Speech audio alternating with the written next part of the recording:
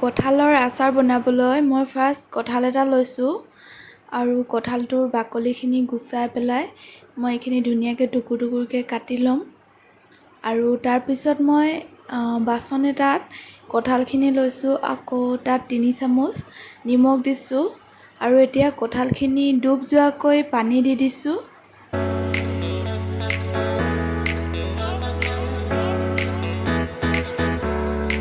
এতিয়া মই কঁঠালখিনি উতলাম আৰু যেতিয়ালৈকে কঁঠালখিনি সিজি নাযায়, কোমল হৈ নাযায়, তেতিয়ালৈকে এনেদৰে উতলাই থাকিম। একেবাৰে বহুত বেছিও সিজিব নালাগে, এয়া দেখিছে। কঁঠালখিনি সিজিলে এতিয়া মই খৰাহী এটাত ধুনীয়াকৈ ইয়াৰ পানীখিনি যাতে ওলাই যায় সেনেকৈ থৈ দিলোঁ অলপ সময়। তাৰপিছত মই কঁঠালখিনি গামলা এটাত লৈ ল'লোঁ। এতিয়া মই ইয়াত নিমখ দি দিলোঁ আৰু লগতে হালধিও দি দিম। এয়া আপোনালোকে নিজৰ আন্দাজ অনুসৰি দিব সকলো বস্তু।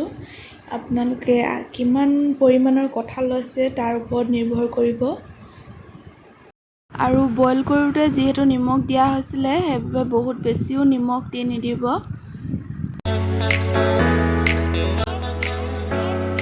মিক্স কৰা হৈ গ'ল। এতিয়া মই ইয়াত ভিনেগাৰ দি দিছোঁ।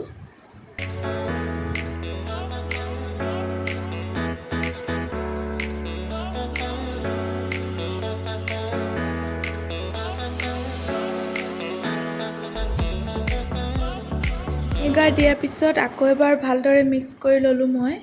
এতিয়া মই এইখিনি ঢাকি পেলাই এদিন এনেদৰে থৈ দিম। এদিন থোৱাৰ পিছত এয়া কঁঠালখিনি পিছদিনা মই উলিয়াই এতিয়া এইখিনি ডলা এখনত ধুনীয়াকৈ মেলি পেলাই ৰ'দত শুকুৱাম।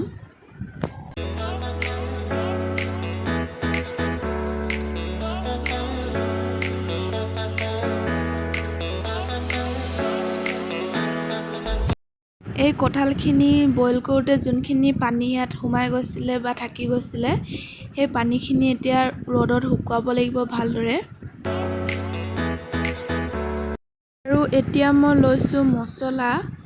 ইয়াত সকলো ধৰণৰ মছলা ইয়াত দেখিছে আপোনালোকে, মিক্স কৰি লৈছোঁ। এইখিনি ধুই পেলাই ৰ'দত শুকুৱাই ল'ম, চোকা ৰ'দত।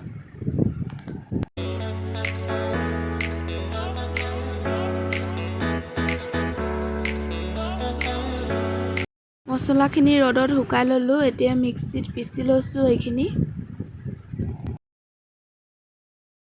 এতিয়া মই জলকীয়াখিনিও মিক্সিত পিচি ল'ম। এয়া আৰু তাৰপিছত মই কঁঠালখিনিত মছলা আৰু জলকীয়াখিনি ভালদৰে মিক্স কৰি ল'ম।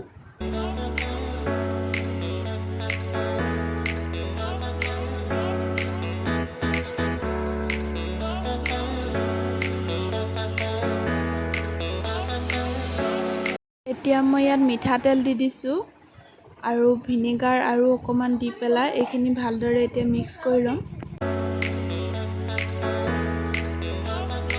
আৰু এটা কথা মই মন কৰিছোঁ যে বহুতে তেলটো গৰম কৰি পেলাইহে আচাৰত দিয়ে, কিন্তু আপোনালোকে সেইটো নকৰিব। সদায় কেঁচা মিঠাতেলেই ব্যৱহাৰ কৰিব আচাৰত। এতিয়া মই নেমু এটা কাটি লৈছোঁ। ইয়াৰ ৰসখিনি মই আচাৰখিনি চেপি দিম।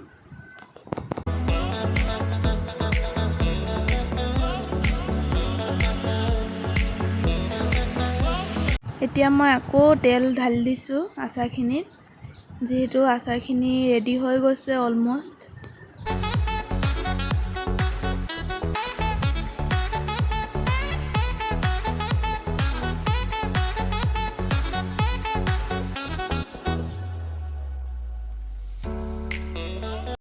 এতিয়া মই বগা সৰিয়হ অকণমান পিচি লৈছোঁ।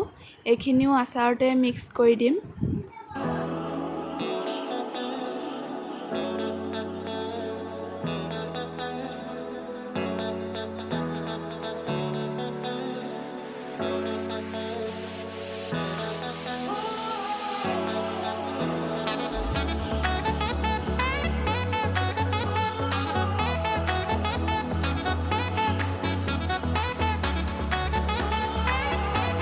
মোৰ কঁঠালৰ আচাৰ ৰেডি হৈ গ'ল। এতিয়া মই এইখিনি বৈয়ামত ভৰাই গৈছোঁ।